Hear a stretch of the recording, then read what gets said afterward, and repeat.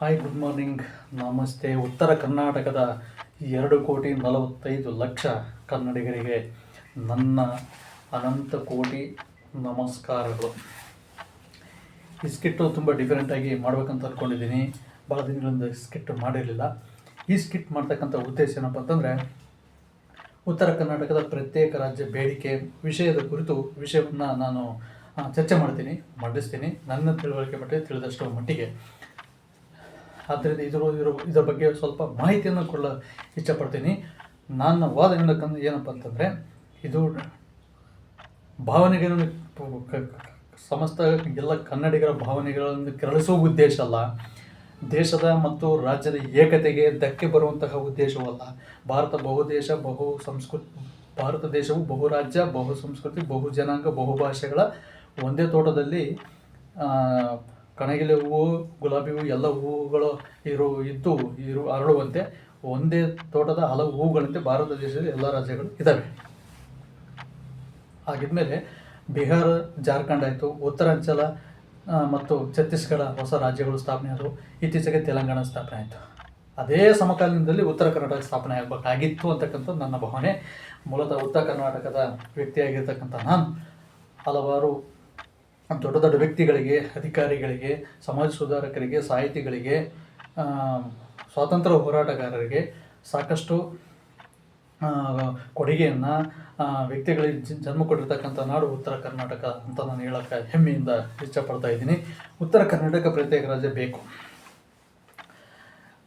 ಮತ್ತೊಮ್ಮೆ ಉತ್ತರ ಕರ್ನಾಟಕದ 2,45,00,000 ಜನರಿಗೆ ಪ್ರಥಮ ದರ್ಜೆ ಸಹಾಯಕ ವಾಣಿಜ್ಯ ತೆರಿಗೆ ಇಲಾಖೆ, ಬಸವನಗುಡ, ಬಳ್ಳಾರಿ ಜಿಲ್ಲೆ, ಕುರುಗೋಡಿನ ಈ ನನ್ನ ಯೂಟ್ಯೂಬ್ ಚಾನಲ್ಗೆ ಎಲ್ಲರೂ ಸ್ವಾಗತ ಮಾಡ್ತಾ ಹೊಂದಿಸ್ತಾ, ಉತ್ತರ ಕರ್ನಾಟಕ ಪ್ರತ್ಯೇಕ ರಾಜ್ಯವಾಗಲು ಎಲ್ಲ ಅರ್ಹತೆಗಳನ್ನು ಹೊಂದಿದೆ. ಪ್ರಮುಖವಾಗಿ ಭೌಗೋಳಿಕವಾಗಿ ತುಂಗಭದ್ರಾ ನದಿ ಬೇರ್ಪಡಿಸ್ತಾ ಇದೆ. ಹಾಗೂ ಉತ್ತರ ಕರ್ನಾಟಕದಲ್ಲಿ ಗುಲ್ಬರ್ಗ ಮತ್ತು ದಾವಣಗೆರೆ ಪ್ರಮುಖ ನಗರಗಳಾಗಿದ್ದಾವೆ. ಮತ್ತು ಹುಬ್ಬಳ್ಳಿ ಮತ್ತು ಧಾರವಾಡ ಅತ್ಯಂತ ಹೆಚ್ಚು ಬೆಳೆದ ನಗರಗಳು ಆಗಿದ್ದಾವೆ. ಆರ್ಟ್ ಮತ್ತು ಸ್ಕಲ್ಪ್ಚರಲ್ಲಿ ತನ್ನದೇ ಆಗಿರ್ತಕ್ಕಂಥ ಅನನ್ಯತೆಯನ್ನು ಹೊಂದಿದೆ. ಉತ್ತರ ಕರ್ನಾಟಕ ದಕ್ಷಿಣ ಕರ್ನಾಟಕಕ್ಕೂ ಹೋಲಿಸಿದರೆ ಎಲ್ಲೋ ಒಂದು ಕಡೆ ಪರೋಕ್ಷವಾಗಿ ಕನ್ನಡಿಗರು ಶೋಷಣೆಗೊಳಗಾಗಿದ್ದಾರೆ ಅಂತ ಅನಿಸ್ತಾ ಇದೆ.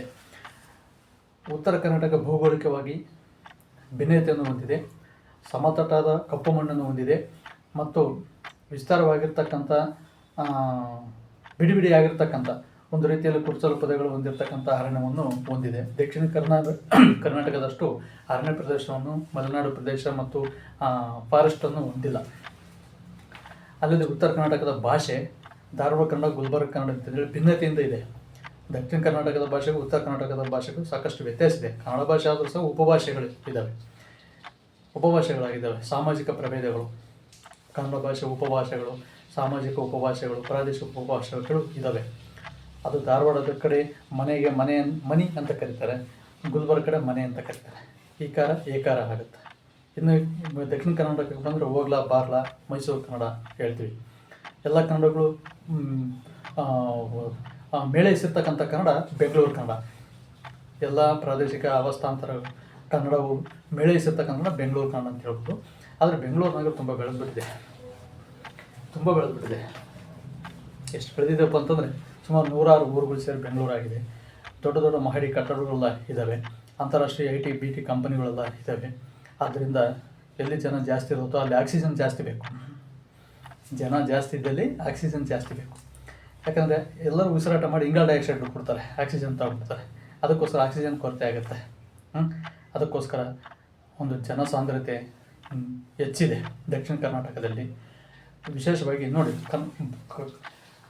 ಕರ್ನಾಟಕದ ಜನಸಂಖ್ಯೆ 7 ಕೋಟಿ. ಅದರಲ್ಲಿ 2,45,00,000 ಉತ್ತರ ಕರ್ನಾಟಕದಲ್ಲಿರೋದು. ಉತ್ತರ ಕರ್ನಾಟಕದಲ್ಲಿ ನಾನು ಸ್ಪಷ್ಟಪಡಿಸ್ತಾ ಇದ್ದೀನಿ, ಪ್ರಯತ್ನ ಮಾಡ್ತಾಯಿದ್ದೀನಿ ಆದಷ್ಟು ಇದನ್ನು ಅರ್ಥವತ್ತಾಗಿ ಪಡಿಸೋದಕ್ಕೆ. ಇದು ಹೆಲ್ಪ್ ಆಗ್ಬೋದು ಈ ಸ್ಕಿಟ್ಟು. ಸಾಕಷ್ಟು ಕೂಗುಗಳು 2003 ಹೊಸ ರಾಜ್ಯ ರಚನೆ ಆಗಬೇಕಾಗಿತ್ತು ಉತ್ತರ ಕರ್ನಾಟಕ. 2003 ಕನ್ನಡ ವಿಶ್ವವಿದ್ಯಾನಿಲಯದಲ್ಲಿ MA PhD ಸಂಯೋಜಿತ ಪದವಿಯಲ್ಲಿ ತೃತೀಯ ಸೆಮಿಸ್ಟರ್ನಲ್ಲಿ ಓದ್ತಾ ಇದ್ದೆ. ಅದಕ್ಕಿಂತ ಮುಂಚೆದ ಒಂದು ಡಿಬೇಟ್ ಕಾಂಪಿಟೇಷನ್ ಇಟ್ಟಿದ್ರು, ಉತ್ತರ ಕರ್ನಾಟಕ ಪ್ರತ್ಯೇಕ ರಾಜ್ಯ ಬೇಕೇ ಬೇಡ ಅಂತೇಳಿ. ನಾನು ಇಷ್ಟು ತಿಳುವಳಿಕೆ ಇದ್ದಿದ್ರೆ ಬೇಕು ಅಂತ ವಾದಿಸ್ತಾ ಇದ್ದೆ. ಅಲ್ಲಿ ಇಷ್ಟೊಂದು ರಚನೆ ಆಗ್ತಿತ್ತು ಅನ್ನೋ ಗೊತ್ತಿಲ್ಲ. ಕಾನೂನಾತ್ಮಕ ಹೋರಾಟ ಆಗತ್ತೆ ಇದಕ್ಕೆ. ಅದು ಮುಂದೆ ಹೇಳ್ತೀನಿ. ಉತ್ತರ ಕರ್ನಾಟಕ ಪ್ರತ್ಯೇಕ ರಾಜ್ಯ ಬೇಕು ಅಂತೇಳಿ ನಾನು ಈ ನಾಲೆಡ್ಜ್ ಅವತ್ತಿದ್ದೆ, ನಾನು ಅದನ್ನೇ ಸಾಬೀತುಪಡಿಸಿದ್ದೆ. ಕೊಟ್ಟಿರ್ತಕ್ಕಂಥದ್ದು 5 ನಿಮಿಷದಲ್ಲಿ ನಾನು ಉತ್ತರ ಕರ್ನಾಟಕ ಪ್ರತ್ಯೇಕ ರಾಜ್ಯ ಬೇಡ, ಅಖಂಡ ಕರ್ನಾಟಕ ಇರಲಿ, ಕರ್ನಾಟಕದ ನೋಡೋದು ಬೇಡ ಅಂತ ನಾನು ವಾದ ಮಾಡಿದ್ದೆ. ಅದಕ್ಕೆ ಪ್ರೈಸ್ ಬಂದಿತ್ತು. ಆ ವಿಷಯ ಇರಲಿ, ಆ ವಿಷಯ ಬೇರೆ. ಆ ಘಟನೆಯಾಗಿ ಈಗ 23 ವರ್ಷ ಆಯಿತು. ನಾನು ಹೇಳೋದು ಉತ್ತರ ಕರ್ನಾಟಕ ಪ್ರತ್ಯೇಕ ರಾಜ್ಯ ಬೇಕು ಅಂತೇಳಿ. ಯಾಕೆ? ತುಂಗಭದ್ರಾ ನದಿ ಉತ್ತರ ಕರ್ನಾಟಕ ದಕ್ಷಿಣ ಕರ್ನಾಟಕವನ್ನು ಬೇರ್ಪಡಿಸ್ತಾ ಇದೆ. ಮತ್ತು ಉತ್ತರ ಕರ್ನಾಟಕದಲ್ಲಿ ಭಾಷೆಯ ವ್ಯತ್ಯಾಸ ಇದೆ, ಕನ್ನಡ ಭಾಷೆಯಲ್ಲಿ ವ್ಯತ್ಯಾಸ ಇದೆ. ಇಲ್ಲಿನ ಜನಜೀವನ ಸಂಸ್ಕೃತಿ ವ್ಯತ್ಯಾಸ ಇದೆ, ಆಹಾರ ಪದ್ಧತಿಯಲ್ಲಿ ವ್ಯತ್ಯಾಸ ಇದೆ. ಉತ್ತರ ಕರ್ನಾಟಕದ ಜನಗಳು ಸಾಮಾನ್ಯವಾಗಿ ತಾಮಸ ಮತ್ತು ಸಾತ್ವಿಕ ಆಹಾರಿಗಳು. ಉತ್ತರ ಕರ್ನಾಟಕ ಜನಗಳು. ವೇಷಭೂಷಣದಲ್ಲಿ ವ್ಯತ್ಯಾಸ ಇದೆ. ಆಮೇಲೆ ಕಲೆ ಮತ್ತು ವಾಸ್ತುಶಿಲ್ಪದಲ್ಲಿ, ಆಚಾರ ವಿಚಾರ ಸಂಸ್ಕೃತಿಯಲ್ಲಿಯೂ ಸಹ ವ್ಯತ್ಯಾಸವಿದೆ ಉತ್ತರ ಕರ್ನಾಟಕದ ಜನಗಳಲ್ಲಿ. ಅಷ್ಟೇ ಅಲ್ಲ, ಸ್ವಾತಂತ್ರ್ಯ ಹೋರಾಟಗಾರರಾದ ಕಿತ್ತೂರಾಣಿ ಚೆನ್ನಮ್ಮ, ಸಂಗೊಳ್ಳಿ ರಾಯಣ್ಣ, ನಾನು ಮುಂದೆ ಹೇಳ್ತೀನಿ. ಉತ್ತರ ಕರ್ನಾಟಕದ ಇನ್ನು ವಿಶೇಷವಾಗಿರ್ತಕ್ಕಂಥ ಇತಿಹಾಸದಲ್ಲಿ ಈ ಇತಿಹಾಸ ಪುಟಗಳ ಐತಿಹ್ಯ ಅಂತ ಕರಿತೀವಿ ನಾವು. ಐತಿಹ್ಯ ಚರಿತ್ರೆಯಲ್ಲಿ ಕೆಲವು ವ್ಯಕ್ತಿಗಳು ಹಾಗೆ ಹೋಗಿದ್ದಾರೆ, ಅದನ್ನು ನಾನು ಮುಂದೆ ಹೇಳ್ತೀನಿ. ಅದರ ಜೊತೆಗೇ ಉತ್ತರ ಕರ್ನಾಟಕದಲ್ಲಿ 14 ಜಿಲ್ಲೆಗಳು ಬರ್ತವೆ. ಅದು ಒಂದೊಂದಾಗಿ ಹೇಳ್ತೀನಿ. ಬೀದರು ಯಾಕೆ ಈ ಹೆಸರು ಬಂತಪ್ಪ ಬೀದರು, ಅದನ್ನ ನಾನು ಮುಂದೆ ಹೇಳ್ತಾ ಹೋಗ್ತೀನಿ. ಅದಕ್ಕಿಂತ ಪೂರ್ವದಲ್ಲಿ ಉತ್ತರ ಕರ್ನಾಟಕದ ನದಿಗಳು ಸಾಮಾನ್ಯವಾಗಿ ಆಂಧ್ರ ಪ್ರದೇಶ ಮತ್ತು ಕರ್ನಾಟಕದ ಮಧ್ಯೆ ಹಂಚಿಕೊಂಡಿವೆ. ಉತ್ತರ ಕರ್ನಾಟಕದಲ್ಲಿ ತುಂಗಭದ್ರಾ ನದಿ ಹರಿಯುತ್ತೆ, ಕೃಷ್ಣಾ ನದಿ ಹರಿಯುತ್ತೆ. ಹೇಗೆ ಮಹಾರಾಷ್ಟ್ರದಲ್ಲಿ ನರ್ಮದಾ ತಪತಿ ನದಿಗಳು ಪೂರ್ವದಿಂದ ಪಶ್ಚಿಮಕ್ಕೆ ಹರಿತೇವೋ, ಅರಬ್ಬಿ ಸಮುದ್ರವನ್ನು ಸೇರ್ತವೆ, ಅದೇ ರೀತಿಯಲ್ಲಿ ಮಲಪ್ರಭಾ, ಘಟಪ್ರಭಾ ಅಂತ 2 ನದಿಗಳು ಪಶ್ಚಿಮಕ್ಕೆ ಹರಿದು ಪಶ್ಚಿಮ ಘಟ್ಟಗಳ ಮೂಲಕ ಅರಬ್ಬಿ ಸಮುದ್ರವನ್ನು ಸೇರ್ತವೆ. ಉತ್ತರ ಕರ್ನಾಟಕ 14 ಜಿಲ್ಲೆಗಳನ್ನು ಒಳಗೊಂಡಿದೆ. ಉತ್ತರ ಕರ್ನಾಟಕವು 14 ಜಿಲ್ಲೆಗಳಿಂದ ಕೂಡಿದೆ ಅಂತಕ್ಕಂಥದ್ದು. ಹಾಗೆ ಅದಲ್ಲದೇ ಮತ್ತು ಉತ್ತರ ಕರ್ನಾಟಕ ಆರ್ಥಿಕವಾಗಿ ಹಿಂದುಳಿದಿದೆ. ಇಲ್ಲಿನ ಜನ ದಟ್ಟರಲ್ಲ. ನೋಡು, ಕವಿರಾಜ ಮಾರ್ಗದಲ್ಲಿ ಉತ್ತರ ಕರ್ನಾಟಕ ಉಲ್ಲೇಖ ಇದೆ. ಅಷ್ಟೇ ಏಕೆ, ರಾಷ್ಟ್ರಕೂಟರು ಮಳಕೇಡ ರಾಜಧಾನಿ ಮಾಡಿಕೊಂಡು ಉತ್ತರ ಕರ್ನಾಟಕದಲ್ಲಿ ಮಹಾನ್ ದೊಡ್ಡ ರಾಷ್ಟ್ರಕೂಟ ಸಾಮ್ರಾಜ್ಯವನ್ನು ಸ್ಥಾಪಿಸಿ ಆಳ್ವಿಕೆ ಮಾಡಿದರು. ಅಮೋಘ ವರ್ಷ ನೃಪತುಂಗ, 1ನೇ ಗೋವಿಂದ, 3ನೇ ಗೋವಿಂದ, 2ನೇ ಗೋವಿಂದ, ಧ್ರುವ, ಇವರು 1ನೇ ಕೃಷ್ಣ. ಮಹಾರಾಷ್ಟ್ರದಲ್ಲಿ ಎಲ್ಲೋರದಲ್ಲಿ ಕೈಲಾಸನಾಥ ದೇವಾಲಯವನ್ನು ಕಟ್ಟಿಸಿದ. ಎಲ್ಲೋರಾದಲ್ಲಿ 1ನೇ ಕೃಷ್ಣ ರಾಷ್ಟ್ರಕೂಟರ ದೊರೆ. ಮತ್ತು ಬಾದಾಮಿ ಚಾಲಕರು ಇಮ್ಮಡಿ ಪುಲಕೇಶಿ ಬಾದಾಮಿಯನ್ನು ರಾಜಧಾನಿಯಾಗಿ ಮಾಡಿಕೊಂಡು ಕರ್ನಾಟಕ ಮತ್ತು ಆಂಧ್ರ ಪ್ರದೇಶ ಎರಡನ್ನು ಆಳ್ವಿಕೆ ಮಾಡಿದರು. ಪಲ್ಲವ ನರಸಿಂಹವರ್ಮನು ಸೋಲಿಸ್ತಾನೆ ಇಮ್ಮಡಿ ಪುಲಕೇಶಿಯನ್ನು, ಮತ್ತು ಪುಲಕೇಶಿ ಯುದ್ಧದಲ್ಲಿ ಮರಣ ಹೊಂತಾನೆ. ಇಮ್ಮಡಿ ಪುಲಕೇಶಿ ಪಲ್ಲವ ನರಸಿಂಹವರ್ಮನ ತಂದೆ ಮಹೇಂದ್ರವರ್ಮನನ್ನು ಸೋಲಿಸಿರ್ತಾನೆ. ಆ ಸೇಡಿನಿಂದ ಇಮ್ಮಡಿ ಪುಲಕೇಶಿಯನ್ನು ನರಸಿಂಹವರ್ಮ ಸೋಲಿಸಿದ್ದರಿಂದ ಮರಣ ಹೊಂತಾನೆ. ನೋಡಿದ್ದು ದ್ವೇಷ. ಇದರಿಂದ ಏನು ಕಲ್ತೀವಿ ಪಾಠ ಅಂದರೆ, ನಾವಾಗಿ ಇನ್ನೊಬ್ಬರ ಮೇಲೆ ಆಕ್ರಮಣ ಮಾಡಿ ಅತಿಕ್ರಮಣ ಮಾಡಿ ವಶಪಡಿಸ್ಕೊಳ್ಳೋಕೆ ಹೋಗಲ್ಲ. ಉತ್ತರ ಕರ್ನಾಟಕ ಜನ ಶಾಂತಿ ಪ್ರಿಯರು. ಯಾವತ್ತು ಉತ್ತರ ಕರ್ನಾಟಕದ ಶಾಂತಿ ಪ್ರಿಯ ಹಂಗಂತೇಳಿ ತಂಟೆಗೆ ಬಂದರೂ ಸುಮ್ಮನೆ ಬಿಡೋರಲ್ಲ. ಉತ್ತರ ಕರ್ನಾಟಕದ ಜನ ಏನು ಗೊತ್ತಾ, ಉತ್ತರ ಕರ್ನಾಟಕ ಜನ ಅಂತ ನಾನು ಯಾಕೆ, ಉತ್ತರ ಕರ್ನಾಟಕ ಕನ್ನಡಿಗರು 7 ಕೋಟಿ ಕನ್ನಡಿಗರಲ್ಲಿ 4,55,00,000 ದಕ್ಷಿಣದಲ್ಲೇ ನಿಲ್ಲಿಸಿದೆ. ಅದರಲ್ಲಿ ಬೆಂಗಳೂರಲ್ಲಿ 1 ಕೋಟಿ ಜನ ನಿಲ್ಲಿಸಿದ್ದಾರೆ ಕನ್ನಡಿಗರು ಅಂತ ಹೇಳೋಕ್ಕಲ್ಲ, ಜನಸಂಖ್ಯೆ ಡೆನ್ಸಿಟಿ ಆಫ್ ಕರ್ನಾಟಕ ಪಾಪ್ಯುಲೇಷನ್ ಬಗ್ಗೆ ಹೇಳ್ತಾ ಇದ್ದೀನಿ. ಕನ್ನಡಿಗರು ಅಂತ ಅಂದ್ಕೊಳ್ಳೋಣ. ಕನ್ನಡ ಮಾತಾಡ್ತಾರೆ ಅವರೆಲ್ಲರೂ. ಹಿಂದಿ, ಇಂಗ್ಲೀಷು, ತೆಲುಗು, ತಮಿಳು, ಬೇರೆ ಬೇರೆ ಭಾಷೆಗಳೆಲ್ಲ ಮಾತಾಡ್ತಾರೆ. 1 ಕೋಟಿಗಿಂತ ಹೆಚ್ಚು ಜನ ಬೆಂಗಳೂರಲ್ಲಿ ನೆಲೆಸಿದ್ದಾರೆ. ಮತ್ತು ಮಂಗಳೂರು, ಮೈಸೂರು ಮೆಗಾ ಸಿಟಿಗಳಲ್ಲಿ ಎಲ್ಲ ಸೇರಿಸಿದರೆ, ದಕ್ಷಿಣದಲ್ಲಿ ಹಾಸನ, ಮಂಡ್ಯ ಪ್ರಮುಖ ನಗರಗಳನ್ನು ಸೇರಿಸಿದರೆ ಸುಮಾರು 4,55,00,000 ಕನ್ನಡಿಗರಿದ್ದಾರೆ. ಉತ್ತರ ಕರ್ನಾಟಕದಲ್ಲಿ ಕೇವಲ 2,45,00,000 ಕನ್ನಡಿಗರು ಮಾತ್ರನೇ ಇರೋದು. ಈ ರೀತಿ ನೋಡಿ, ಜನಸಂಖ್ಯೆ ಭಾಳ ಕಡಿಮೆ ಉತ್ತರ ಕರ್ನಾಟಕದಲ್ಲಿ. ದಕ್ಷಿಣ ಕರ್ನಾಟಕದಲ್ಲೇ ಜನಸಾಂದ್ರತೆ ಹೆಚ್ಚಿರೋದು. ಸುಮಾರು ಬೆಂಗಳೂರಲ್ಲಿ 1 ಕಿಲೋಮೀಟ್ರಿಗೆ 1,000ಕ್ಕಿಂತ ಹೆಚ್ಚು ಜನ ಇದ್ದಾರೆ. ಈಗಾಗಲೇ 9 ನಿಮಿಷ ಆಗ್ತಾ ಬಂತು. ಆದ್ದರಿಂದ ಉತ್ತರ ಕರ್ನಾಟಕ ಆರ್ಥಿಕವಾಗಿ ಹಿಂದುಳಿದಿದೆ, ಜ್ಞಾನಾತ್ಮಕವಾಗಿ ಮುಂದುವರಿತಿದ್ದಾರೆ. ಜನರಲ್ಲಿ ಮೌಢ್ಯತೆ ತೊಲಗಬೇಕು. ವೈದ್ಯಕೀಯ ಮನೋಭಾವನೆ ಬೆಳೆಸ್ಕೋಬೇಕು. ಜನರು ವೈಜ್ಞಾನಿಕ ಮನೋಭಾವನೆಯನ್ನು ಬೆಳೆಸ್ಕೋಬೇಕು. ಕನ್ನಡಿಗರು, ಉತ್ತರ ಕರ್ನಾಟಕದ ಕನ್ನಡಿಗರು ಜೊತೆಗೆ ಮೌಢ್ಯತೆ ತೊಲಗಬೇಕು. ಅಲ್ಲಿ ಉತ್ತರ ಕರ್ನಾಟಕದಲ್ಲಿ 2.45 ಕೋಟಿ ಕನ್ನಡಿಗರಿದ್ದಾರೆ. ಜ್ಞಾನಾತ್ಮಕವಾಗಿ ಬೆಳೆದಿದ್ದಾರೆ. ಸ್ವಲ್ಪ ಕೆಲವು ಜಿಲ್ಲೆಗಳು ಶೈಕ್ಷಣಿಕವಾಗಿ ಬೆಳೆದಿಲ್ಲ, ಜ್ಞಾನಾತ್ಮಕವಾಗಿ ಬುದ್ಧಿಜೀವಿಗಳು, ಸಾಂಸ್ಕೃತಿಕವಾಗಿ ವೈಚಾರಿಕವಾಗಿ, ಆದರೆ ಆರ್ಥಿಕವಾಗಿ ಹಿಂದುಳಿದಿದ್ದಾರೆ. ಸ್ವಲ್ಪ ಮೌಢ್ಯತೆ ತುಂಬ ಇದೆ. ಅದು ಶಿಕ್ಷಣದ ಬೆಳವಣಿಗೆಯಿಂದ ಸಾಧ್ಯ ಅಂತ ನಾನು ಹೇಳ್ತಾ ಇದ್ದೀನಿ. ಸಂಕುಚಿತ ಮನೋಭಾವ ಅಂದ ನಾಡಾಭಿಮಾನ ತುಂಬಿಕೊಂಡಿದೆ ಅಂತ ಹೇಳ್ಬೋದು. ಇದು ಪ್ರತ್ಯೇಕ ರಾಜ್ಯ ಆದರೆ ಸರಿ ಹೋಗುತ್ತಂತ ನನ್ನ ಭಾವನೆ. ಕಾವೇರಿಯಿಂದ ಗೋದಾವರಿವಿದ್ದ ನಾಡದ ಕನ್ನಡದು ಹೊಸದಾವರಿ ವಿಲೀನ ವಿಷಯದ ವಿಶೇಷಂ ಭಾವಿಸಿದ ಜನಪದಂ ಹೊಸದಾವರಿ ವಿಲೀನ ವಿಷಯದಂ ಅಂತಂದೇಳಿ ಕವಿರಾಜ ಮಾರ್ಗ 7ನೇ ಶತಮಾನದಲ್ಲಿ ಉಲ್ಲೇಖ ಮಾಡಿದ್ದೇನೆ. ಕರ್ನಾಟಕದ ಉತ್ತರ ಕರ್ನಾಟಕದ ಬಗ್ಗೆ ಅವು ಕೊಪ್ಪಳ ಜಿಲ್ಲೆ ಕವಿರಾಜ ಮಾರ್ಗ ಉಲ್ಲೇಖ ಮಾಡಿರ್ತಕ್ಕಂಥ ಸ್ಥಳ. ಆವಾಗ ಕೊಪ್ಪಳ ನಗರ ಅಂತ ಕರಿತಿದ್ರು. ಸುಬಟರ್ಕಲ್, ಕವಿಗಳು, ಅಭಿಜನರ್ಗಳು ಇದೆಲ್ಲ ಹೊಗಳಿಕೆ ಆಯಿತು. ಆದರೆ ಅದ್ರಂಗೆ ಜನ ಇವತ್ತಿದಾರ ಕನ್ನಡಿಗರು ಅಂತಕ್ಕಂಥದ್ದು. ಇದು ಜಾಗೃತಿ ಮೂಡಿಸಲು, ಜೊತೆಗೆ ನಮ್ಮದೇ ಆಗಿರ್ತಕ್ಕಂಥ ಒಂದು ರಾಜ್ಯವನ್ನು ಕಟ್ಟಿಕೊಳ್ಳೋದು, ಅದಕ್ಕೆ ಒಂದು ಐತಿಹ್ಯ ಚರಿತ್ರೆ ಹಿನ್ನೆಲೆ ನಾನು ಹೇಳ್ತಾ ಹೋಗ್ತೀನಿ. ಮೊದಲಾಗಿ ನಾವು ಜಿಲ್ಲೆಗಳನ್ನು ನೋಡೋಣ. ಬೀದರ್ ಅಂತ ಹೆಸರಾಗಿ ಬಂತು. ಅಲ್ಲಿ ಬಿದಿರುಗಳನ್ನ ಹೆಚ್ಚಾಗಿ ಬೆಳೀತಾ ಇದ್ರು, ಅದಕ್ಕೋಸ್ಕರ ಬಿದಿರೂರು ಅಂತ ಅದಕ್ಕೆ ಹೆಸರು ಬಂತು. ನೆಕ್ಸ್ಟು ಯಾದಗಿರಿ ಯಾದವಗಿರಿ ಅಂತ ಅದರ ಹೆಸರು. ಅಲ್ಲಿ ಯಾದವರು ವಾಸ ಮಾಡ್ತಾಯಿದ್ರು, ಹೊಸ ಜಿಲ್ಲೆ ರಚನೆ ಆಗಿತ್ತದು. ಅಲ್ಲಿ ವಾಸ ಮಾಡ್ತಕ್ಕಂಥ ಬೆಟ್ಟಗಳು ಇರೋದ್ರಿಂದ ಯಾದಗಿರಿ ಅಂತ ಬಂತು. ಅದೇ ರೀತಿ ರಾಯಚೂರು, ರಾಯ ಅಂದರೆ ರಾಜ, ಸಂಸ್ಕೃತದಲ್ಲಿ ರಾಜ ವಾಸ ಮಾಡ್ತಕ್ಕಂಥ ಸ್ಥಳ ರಾಯಚೂರು ಅಂತ. ಪ್ರತಿಯೊಂದು ಪದಕ್ಕೆ ರೂಪ ನಿಷ್ಪತ್ತಿ, ಹಿನ್ನೆಲೆ, ಚರಿತ್ರೆ, ಐತಿಹ್ಯ ಇದೆ. ಅದನ್ನು ನಾನು ಹೇಳ್ತಾ ಇದ್ದೀನಿ. ಉತ್ತರ ಕನ್ನಡದ ಕನ್ನಡಿಗರ ಅಸ್ಮಿತೆಯನ್ನು ನಾನು ಹೇಳ್ತಾ ಇದ್ದೀನಿ. ನಾನಿಲ್ಲಿ ಗುಲ್ಬರ್ಗ ಅಂದರೆ ಗುಲ್ ಪ್ಲಸ್ ಬರ್ಗ ಅಂತಂದರೆ ಗುಲ್ಲು. ಅಲ್ಲಿನ ಆಳ್ವಿಕೆ ಅರಸರು ಹೂಗಳ ನಗರ ಅಂತಂದೇಳಿ ಅದನ್ನ ಕರೆದ್ರು. ಗುಲ್ಬರ್ಗ ಅಂತಂದರೆ ಹೂಗಳ ನಗರ ಅಂತಂದೇಳಿ ಅದನ್ನ ಕರೆದ್ರು. ಆದ್ದರಿಂದ ಅದನ್ನು ಗುಲ್ಬರ್ಗ ಅಂತಂದೇಳಿ ಹೇಳ್ತೀವಿ ನಾವು. ಅದು ಪ್ರಮುಖ ನಗರ, ಮಹಾನಗರ ಆಗಿದೆ. ಅದನ್ನ ಕಲಬುರ್ಗಿ ಅಂತಂದೇಳಿ ಹೇಳ್ತಿದ್ರು. ಕಲ್ಲು ಪ್ಲಸ್ ಮುಳ್ಳಿನ ಗಿಡ ಅಂತಂದು ಹೇಳ್ತೀವಿ. ಅವು ಎರಡು ಸೇರಿ ಕಲಬುರ್ಗಿ ಆಯಿತು ಅಂಥೇಳಿ. ಅದರ ಹತ್ತಿರದಲ್ಲಿ ಮಾನ್ಯಕೇಟ ರಾಜಧಾನಿ ಸಹ ಇದೆ ಗುಲ್ಬರ್ಗ. ಇನ್ನು ಕೊಪ್ಪಳ ಅಂತಂದರೆ ಕೊಪ್ಪಳ ನಗರ ಅಂತಂದೇಳಿ ಪ್ರಾಚೀನ ಕರ್ನಾಟಕದಲ್ಲಿ ಕರಿತಿದ್ರು. ಇನ್ನು ನಮ್ಮ ಮಾತೃ ಜಿಲ್ಲೆಯಾಗಿರ್ತಕ್ಕಂಥ ಮಾತೃ ಜಿಲ್ಲೆ ಅಂತ ಕರಿತೀನಿ ನಾನು. ಮಾತೃ ಜಿಲ್ಲೆ ಬಳ್ಳಾರಿ.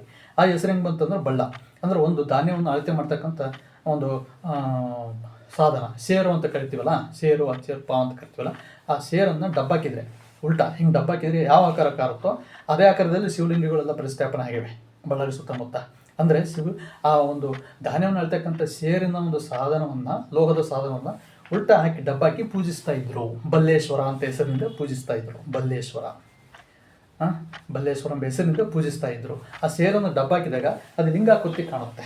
ಆ ಲಿಂಗಾಕೃತಿಯಲ್ಲಿಯೇ ಆ ಒಂದು ಧಾನ್ಯವನ್ನು ಅಳತೆ ಮಾಡ್ತಕ್ಕಂಥ ಸೇರಿನ ಒಂದು ಲೋಹದ ಒಂದು ಸಾಧನ ಇದೆಯಲ್ಲ, ಅದನ್ನು ಡಬ್ಬಾಕಿದಾಗ ಅಂದರೆ ಉಲ್ಟಾ ಮಾಡಿ ಹಾಕಿದಾಗ ಅದು ಯಾವ ಆಕಾರದಲ್ಲಿ ಕಾಣ್ತದೋ ಅದೇ ಆಕಾರದಲ್ಲಿ ಶಿವಲಿಂಗಗಳು ನೋಡಿದ್ದೀನಿ ನಾನು, ಸಾಕಷ್ಟಿದ್ದಾವೆ. ಅವೆಲ್ಲ ನಿಧಿಗಳರಿಂದ ಭಗ್ನಗೊಂಡಿವೆ, ಹೊಡೆದಾಕಿಬಿಟ್ಟಿದ್ದಾರೆ. ಯಾಕೆ ಹೊಡೆದಾಕಿದ್ರೋ ಗೊತ್ತಿಲ್ಲ, ಮತ್ತೆ ಕಟ್ಟಕ್ಕೆ ಕೆಲಸ ಸಿಗ್ತದಂತೇನೋ ಗೊತ್ತಿಲ್ಲ. ಅಂಥದ್ದನ್ನು ಮಾಡ್ಕೊಂಡು ದುಡ್ಕೊಂತೀನಿ ನಾನು ಅಂತೇಳಿ ಲಿಂಗ ಕಟ್ಟೋದು, ಒಡೆ ಬಿಡ್ಬಿಡೋದು, ಮತ್ತೆ ಕಟ್ಟೋದು, ಮತ್ತೆ ಒಡೆ ಬಿಡೋದು, ಮತ್ತೆ ಕಟ್ಟೋದು, ಮತ್ತೆ ಒಡೆ ಬಿಡೋದು. ಗೌರ್ಮೆಂಟ್ ಸ್ಯಾಂಕ್ಷನ್ ಮಾಡುತ್ತಲ್ಲ ಗ್ರ್ಯಾಂಟು, ಅದ್ರಾಗ ದುಡ್ಕೊಂಡು ಬದುಕಿಬಿಡೋದು. ಮೈ ಬಗ್ಗಿಸಿ ಬೇರೆ ಕೆಲಸ ಮಾಡಿ ದುಡ್ಕೊಂಡು ತಿನ್ಬೋದಲ್ಲ ಅಂತ ಕೆಲಸ ಮಾಡೋ ಬದಲು. ಇದು ನನ್ನದು ಕ್ವಶನ್. ವಿಷಯ ಬೇರೆ ಕಡೆ ಹೋಗ್ತಾ ಇದೆ. ಈ ಟಾಪಿಕ್ನ ವಿವರವಾಗಿ ನೆಕ್ಸ್ಟ್ ಸ್ಕಿಟ್ಗಳಲ್ಲಿ ನಾನು ಚರ್ಚೆ ಮಾಡ್ತೀನಿ. ಆ ಥರ ಬಳ್ಳಾರಿ ಅಂತ ಹೆಸರು ಬಂತು. ಬಲ್ಲೇಶ್ವರ ಅಂದರೆ ಸೇರನ್ನು ಡಬ್ಬಾಕಿ ಅಳತೆ ಮಾಡ್ತಕ್ಕಂಥ ಒಂದು ಸಾಧನ, ಅದರಿಂದ ಬಳ್ಳಾರಿ ಅಂತಕ್ಕಂಥ ಹೆಸರು ಬಂತು. ಆನಂತರ ಅದು ನನ್ನ ಮಾತೃ ಜಿಲ್ಲೆ ಧಾರವಾಡ ಅಂತಂದ್ರೆ ದ್ವಾರವಾಡ ಅಂತಕ್ಕಂಥದ್ದು, ಅಂದರೆ ಪ್ರವೇಶ ದ್ವಾರವನ್ನು ಹೊಂದಿರತಕ್ಕಂಥ ಊರು, ಅದಕ್ಕೆ ಧಾರವಾಡ ಅಂತ ಹೆಸರು ಬಂತು. ಇನ್ನು ಗದಗ ಅಂತಂದರೆ ಬೆಟ್ಟ ಗುಡ್ಡಗಳನ್ನು ಹೊಂದಿರತಕ್ಕಂಥ ಸ್ಥಳ, ಗಲಗುಂಡ ಅಂತ ಕರಿತಿದ್ರು. ಗಲಗುಂಡ ಅಂತ ಹಳೆ ಹೆಸರು ಇತ್ತು. ಇದರ ಅರ್ಥ ಏನಪ್ಪ ಅಂತಂದರೆ ಗುಡ್ಡದ ಮೇಲೆ ಇರ್ತಕ್ಕಂಥ ಊರು, ಅದು ಗದಗ ಅಂತೇಳಿ. ನೆಕ್ಸ್ಟು ಬಿಜಾಪುರ ಹಳೆ ಹೆಸರು. ಅಲ್ಲಿ ಏನೋ ಒಂದು ಜಯದ ಒಂದು ಘಟನೆ ನಡೆದಿದ್ದರಿಂದ ವಿಜಯಪುರ ಅಂತ ಅಂದೇಳಿ ಅಲ್ಲಿ ಹೆಸರು ಬಂತು. ಇನ್ನು ಅಲ್ಲಿ ಹೆಸರಾಂತವಾಗಿರ್ತಕ್ಕಂಥ ಹೆಸರಾಂತ ವಚನಕಾರರಾಗಿರ್ತಕ್ಕಂಥ ಬಸವೇಶ್ವರ ಬಿಜಾಪುರದ ಬಾಗವಾಡಿಯಲ್ಲಿ ಜನಿಸ್ತಾರೆ. ಅದೊಂದು ಭಾರತದ ಐತಿಹಾಸಿಕ ಕ್ಷಣ ಅಂತ ನಾನು ಹೇಳೋದಕ್ಕೆ ಇಷ್ಟಪಡ್ತೀನಿ. ಬಾಗಲಕೋಟೆ, ಬಾಗಡಿಗೆ ಕೋಟೆ ಅಂತ, ಬಾಗಿಲು ಪ್ಲಸ್ ಕೋಟೆ ಎರಡು ಸೇರಿ ಬಾಗಲಕೋಟೆ ಆಗಿದೆ. ಅಂದರೆ ಈ ಹಿಂದೆ ಎರಡು ಕೋಟೆಗಳು, ಬಾಗಿಲುಗಳು ಅಲ್ಲಿದ್ದು ಅಂತಂದೇಳಿ ಹೇಳ್ತಾರೆ. ಅನಂತರ ಬೆಳಗಾವಿ ಅಂತಂದರೆ ವೇಣು ಗ್ರಾಮ. ಅಲ್ಲಿ ಬಿದಿರುಗಳು ಹೆಚ್ಚು ಬೆಳೀತಾ ಇದ್ರಂತೆ. ಬಿದಿರಿನ ಊರು ಅದು. ಬಿದಿರಿನಿಂದ ಕೊಳಲು ಮಾಡ್ತಾರೆ. ವೇಣುನಾದ ಅಂತ ಕರಿತೀವಿ, ಕೊಳಲು ನಾದ ಅಂತ ಕರಿತೀವಿ. ಆದ್ದರಿಂದ ಬಿದಿರಿನಿಂದ ಕೊಳಲು ಮಾಡ್ತಾರೆ. ಕೊಳಲು ನಾದ, ಬಿದಿರಿನ ನಾದ, ವೇಣು ಗ್ರಾಮ ಅಂತ ಕರಿತಿದ್ರು. ವೇಣುಗಳಲ್ಲಿ ಹೆಚ್ಚು ಬೆಳೀತಿದ್ರಿಂದ ವೇಣು ಗ್ರಾಮ ಅಂತ ಕರಿತಿದ್ರು. ಅದೇ ರೀತಿಯಾಗಿ ಉತ್ತರ ಕನ್ನಡ ಕಡವಾಡ ಅಂತ ಹೆಸರಿನಿಂದ ಕರೆಯಲ್ಪಡ್ತೈತಿ ಹಿಂದೆ ಚರಿತ್ರೆಯಲ್ಲಿ. ಇದೆಲ್ಲ ನಾನು ಹೇಳೋದು 1000 ವರ್ಷಗಳ ಹಿಂದಿನ ಹೆಸರುಗಳಿವು. ಕಡಲ ತೀರದ ಊರು ಅದೇ ಕಾರವಾರ, ಅದನ್ನು ಹೊಂದಿರತಕ್ಕಂಥ ಉತ್ತರ ಕನ್ನಡ ಅಂತೇಳಿ. ಇನ್ನಷ್ಟು ಹಾವೇರಿ, ಇದು ವಿಶೇಷವಾಗಿರ್ತಕ್ಕಂಥ ಹೆಸರನ್ನು ಹೊಂದಿದೆ ನೋಡಿ. ಹಾವೇರಿ, ಹಾವು ಪ್ಲಸ್ ಏರಿ ಹಾವೇರಿ ಅಂದರೆ ಅಲ್ಲಿ ಹಾಲು ಹರಿಯುವ ನದಿ ಇತ್ತಂತೆ. ಹಾಲು ಹರಿಯುವ ನದಿಯಿಂದ ಹಾವೇರಿ ಅಂತ ಹೆಸರು ಬಂತು.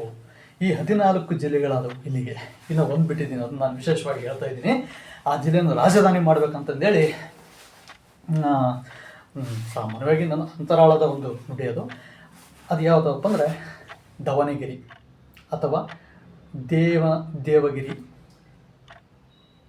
ದೇವತೆಗಳ ನಗರಿ ಅಂತ ಹೇಳ್ತೀವಿ, ಅಥವಾ ದಾವಣಗೆರೆ ಅಂತಂದೇಳಿ ಸಹ ಕರಿತೀವಿ.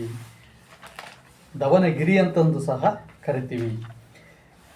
ಈ ಎಲ್ಲ ಡಾಟಾವನ್ನು ನಾನು ಈ 2,45,00,000 ಜನಸಂಖ್ಯೆ ಇದೆ ಉತ್ತರ ಕರ್ನಾಟಕದ 14 ಜಿಲ್ಲೆಗಳಲ್ಲಿ ಅಂತ 2011 ಜನಗಣತಿ ಆಧಾರದ ಮೇಲೆ ಹೇಳ್ತಾ ಇದ್ದೀನಿ ನಾನು. ಆದಷ್ಟು ವಸ್ತುನಿಷ್ಠವಾಗಿ ಹೇಳ್ತಾ ಇದ್ದೀನಿ ನಾನು, ವ್ಯಕ್ತಿನಿಷ್ಠವಾಗಲ್ಲ. ತುಂಬ ಅಭಿವೃದ್ಧಿ ಕಡೆಗಣಿತಗೊಂಡಿದೆ, ಪರೋಕ್ಷವಾಗಿ ಶೋಷಣೆಗೆ ಒಳಗಾಗಿದ್ದಾರೆ ಉತ್ತರ ಕರ್ನಾಟಕದ ಜನಗಳು. ಆದ್ದರಿಂದ ನಾನು ಇದನ್ನು ಪ್ರಸ್ತುತಪಡಿಸ್ತಾ ಇದ್ದೀನಿ.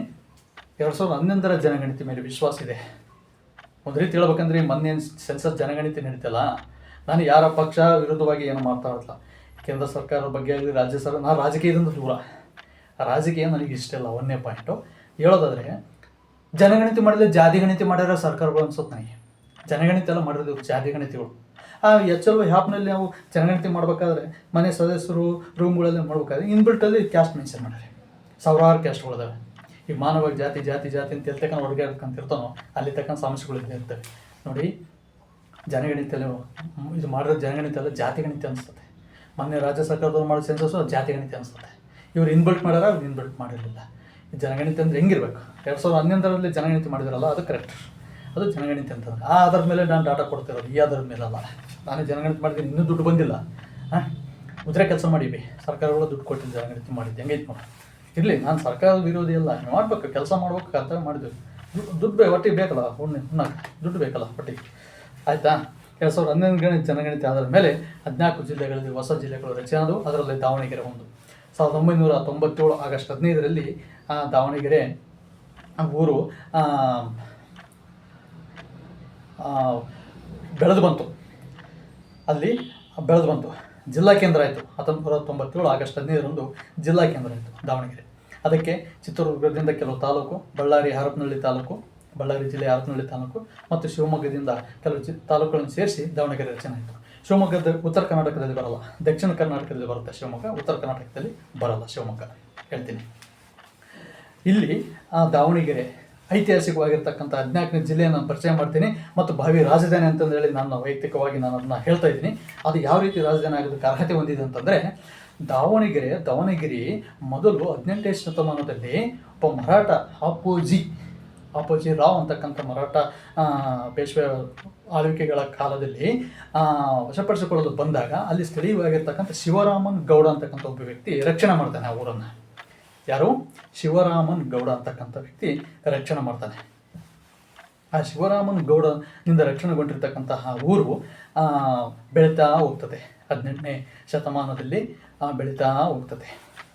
ಆ ದಾವಣಗೆರೆ ಒಮ್ಮೆ ಆ ಶಿವರಾಮನ್ ಗೌಡ ಅಂತಕ್ಕಂಥದ್ದು ದಾವಣಗೆರೆ ಮೂಲ ಪುರುಷ, ಅಂದರೆ ಸ್ಥಾಪಕ. ಎಲ್ಲಿ ಬೆಂಗಳೂರು ಕೆಂಪೇಗೌಡ ಬೆಂದಕಾಳೂರು ಅಂತ ಹೆಂಗೆ ಸ್ಥಾಪನೆ ಮಾಡಿದ್ರಲ್ವ, ಹಸಿದ ಹೊಟ್ಟೆಗೆ ಒಬ್ಬ ಅಜ್ಜಿ ಬೆಂದ ಒಂದು ಸುಟ್ಟ ಜೋಳದ ಕಾಳುಗಳನ್ನು ಬೆಂದಕಾಳೂರು ಕೊಟ್ಟು ಹೊಟ್ಟೆ ತುಂಬಿಸಿದ್ಲು. ಇಲ್ಲಿ ಶಿವರಾಮನ್ ಗೌಡನಿಗೆ ಅಲ್ಲಿ ಸ್ಥಳೀಯವಾಗಿರ್ತಕ್ಕಂಥ ಒಬ್ಬ ನೇಯ್ಗೆಯ ವ್ಯಕ್ತಿ ವಸ್ತ್ರವನ್ನು ಕೊಟ್ಟು ಮೈಗೆ ಒದ್ಕೊಳ್ಳೋಕೆ ವಸ್ತ್ರವನ್ನು ಕೊಟ್ಟು ಉಪಚಾರ ಮಾಡ್ತಾನೆ. ಇಲ್ಲಿ ಹೊಟ್ಟಿಗೆ ಕೊಟ್ಟಿದ್ದಾರೆ, ಇಲ್ಲಿ ಬಟ್ಟಿಗೆ ಕೊಟ್ಟಿದ್ದಾರೆ ಅಂತ ಅರ್ಥ. ಹೆಂಗಂತಂದರೆ ಶಿವರಾಮನ್ ಗೌಡ ಒಂದ್ಸಲ ಅಲ್ಲಿ ಸ್ಥಳೀಯ ಒಂದು ಆಡಳಿತಗಾರನಾಗಿರ್ತಕ್ಕಂಥ ಸಂದರ್ಭದಲ್ಲಿ ಪರ್ಯಟನೆಗೆ ಹೋದಾಗ ಅಲ್ಲಿ ಆ ಗಾಳಿ ಬೀಸಿಬಿಟ್ಟು ತನ್ನ ವಸ್ತ್ರ ಹಾಳಾಗ್ತದೆ, ಮೈ ಮೇಲೆ ಉಟ್ಕೊಂಡಿರ್ತಕ್ಕಂಥ ವಸ್ತ್ರ. ಅಶ್ವದಿಂದ ಇಳಿದಾಗ ವಸ್ತ್ರವನ್ನು ಹುಡುಕುತ್ತಿದ್ದಾಗ ಅಲ್ಲಿ ಸ್ಥಳೀಯವಾಗಿ ತಾನೇ ನೇಯ್ದಿರ್ತಕ್ಕಂಥ ಒಬ್ಬ ವ್ಯಕ್ತಿನೇ ಹೆಸರು ಸ್ಪಷ್ಟ ಇಲ್ಲ, ಅದು ಉಲ್ಲೇಖ ಇದೆ. ಭಾವಚಿತ್ರ ಇದೆ. ಕಿತ್ತೂರು ರಾಣಿ ಚೆನ್ನಮ್ಮ ಮ್ಯೂಸಿಯಂ ಅಥವಾ ಇಲ್ಲಿ ರಾಣಿ ಚೆನ್ನಮ್ಮ ಕಿತ್ತೂರಿನಲ್ಲಿ ಅದರ ಒಂದು ಐತಿಹ್ಯವಿದೆ, ಭಾವಚಿತ್ರ ಅಂತ ಹೇಳ್ತಾರೆ ಇತಿಹಾಸಜ್ಞರು. ಐತಿಹ್ಯ ಚರಿತ್ರೆ ಏನು ಹೇಳ್ತಪ್ಪ ಅಂತಂದರೆ, ಆ ಶಿವರಾಮನ್ ಗೌಡ ಅಶ್ವದಿಂದ ಇಳಿದಾಗ ಅಲ್ಲಿ ಸ್ಥಳೀಯವಾಗಿ ನೇಯ್ಗೆ ಮಾಡಿರ್ತಕ್ಕಂಥ ಒಬ್ಬ ವ್ಯಕ್ತಿ ವಸ್ತ್ರವನ್ನು ಕೊಟ್ಟು ಉಟ್ಕೊ ಅಂತ ಕೊಡ್ತಾನೆ. ಅದಕ್ಕೆ ಪ್ರತಿಯಾಗಿ ಸಂತಸಗೊಂಡ ಶಿವರಾಮನ್ ಗೌಡ ತನ್ನ ಕೈಯಲ್ಲಿರ್ತಕ್ಕಂಥ ಒಂದು ಸಸಿಯನ್ನು, ದವನ ಅಂದರೆ ಸಸ್ಯ, ದವನದ ಗಿಡವನ್ನು ಆ ವ್ಯಕ್ತಿಗೆ ಕೊಡ್ತಾನೆ. ಅದು ಹತ್ತಿ ಗಿಡ ಆಗಿರ್ತದೆ. ಆ ಹತ್ತಿ ಗಿಡ ತೆಗೆದುಕೊಂಡ ಆ ವ್ಯಕ್ತಿ ಇದನ್ನು ತಗೊಂಡು ನೀನು ಇದನ್ನು ಬೆಳೆಸು, ನೀನು ಏಳಿಗೆ ಹೊಂತಿ ಅಂತ ಹೇಳ್ತಾನೆ. ಅದನ್ನು ಬೆಳೆಸಿ ಪುನಃ ಹತ್ತಿಯನ್ನು ಹೆಚ್ಚಾಗಿ ಬೆಳೆದು ಮಗ್ಗವನ್ನು ನೇಯ್ದು ಆತ ಹೆಚ್ಚಾಗಿ ಗಳಿಸ್ತಾನೆ. ಆ ಹತ್ತಿ ಬೆಳೆಯೇ ಉತ್ತರ ಕರ್ನಾಟಕದ ಎಲ್ಲ ಜಿಲ್ಲೆಗಳಿಗೆ ವ್ಯಾಪಿಸ್ತತೆ, ಮಹಾರಾಷ್ಟ್ರಕ್ಕೂ ಹೋಗಿ ಅಲ್ಲಿ ಬೆಳೆಯುತ್ತೆ. ಆ ಸಸಿಯನ್ನು ಕೊಟ್ಟಿರ್ತಕ್ಕಂಥ ವ್ಯಕ್ತಿ ಶಿವರಾಮನ್ ಗೌಡ. ಆತ ಪ್ರತಿಯಾಗಿ ತನಗೆ ಕೊಟ್ಟಿರ್ತಕ್ಕಂಥ ವಸ್ತ್ರಕ್ಕೆ ಪ್ರತಿಯಾಗಿ, ತಾನೇ ನೇಯ್ದಿರ್ತಕ್ಕಂಥ ವಸ್ತ್ರಕ್ಕೆ ಪ್ರತಿಯಾಗಿ ಆ ವ್ಯಕ್ತಿಗೆ ಕೊಟ್ಟ. ಇದು ಐತಿಹ್ಯ, ಇದು ಚರಿತ್ರೆ. ಸೊ ದಾವಣಗೆರೆಯ ಸ್ಥಾಪಕ ಶಿವರಾಮನ್ ಗೌಡ. ಆಪೋಜಿ ರಾವ್ ಅಂತಕ್ಕಂಥ ಮರಾಠ ವ್ಯಕ್ತಿಯಿಂದ ಅದಕ್ಕೆ ಬಂದಿರತಕ್ಕಂಥ ಕಂಟಕವನ್ನು ತಪ್ಪಿಸಿ ಟಿಪ್ಪು ಸುಲ್ತಾನನು ಕಣ್ಣಾಕಿರ್ತಕ್ಕಂಥ ಆ ಪ್ರದೇಶವನ್ನು ರಕ್ಷಿಸಿ ದಾವಣಗೆರೆಯನ್ನು ಅಭಿವೃದ್ಧಿ ಮಾಡ್ತಾನೆ ಶಿವರಾಮನ್ ಗೌಡ ಅಂತಕ್ಕಂಥ ಒಬ್ಬ ವ್ಯಕ್ತಿ. ಉತ್ತರ ಕರ್ನಾಟಕ ಪ್ರತ್ಯೇಕ ರಾಜ್ಯವಾದರೆ ಆ ಶಿವರಾಮನ್ ಗೌಡನ ಸ್ಟ್ಯಾಚ್ಯೂವನ್ನು ಸ್ಥಾಪನೆ ಮಾಡಿದರೂ ಸಹ ತಪ್ಪೇನಲ್ಲ ಅಂತಕ್ಕಂಥದ್ದು ನನ್ನ ಭಾವನೆ. ಈ ರೀತಿಯಾಗಿ ಇದು ಹೊಸ ಒಂದು ಬೆಳವಣಿಗೆ, ಐತಿಹಾಸಿಕವಾಗಿರ್ತಕ್ಕಂಥ ವಿಷಯ.